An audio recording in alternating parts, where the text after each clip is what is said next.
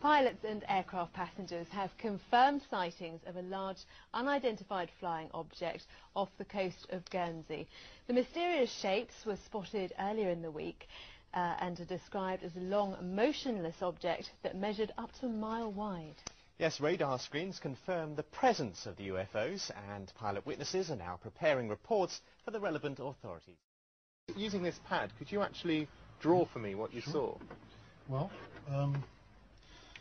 getting close to it, through the binoculars, I could see a sort of a shape very much like this, extremely pointed, very long and thin, and it should be slightly thinner than that, but this area, about 2/3 of the way along the fuselage, was pretty dark. This was very brilliant yellow, very golden yellow, and very dark in this area.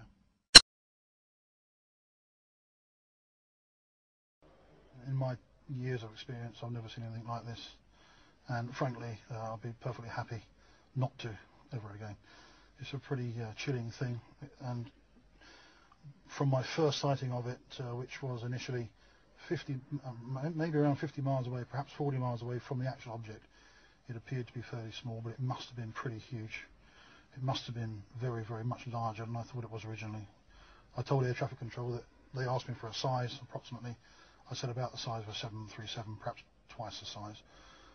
But on reflection, seeing this object from about 40 miles away, it must have been very, very much bigger than that. Perhaps maybe a mile across, perhaps. Were you scared? I wasn't too happy, put it that way. I was quite glad to get on the ground and have a cup of tea. Now, what's particularly interesting about this case is that not only did you see it, but your passengers saw it, and indeed radar picked it up. Can you tell me about that? As I understand it, there was a plot taken on the Jersey radar to be a couple of miles south of the Casquettes Lighthouse, and another aircraft also flying in the vicinity from the Isle of Man into Guernsey, I believe, saw a similar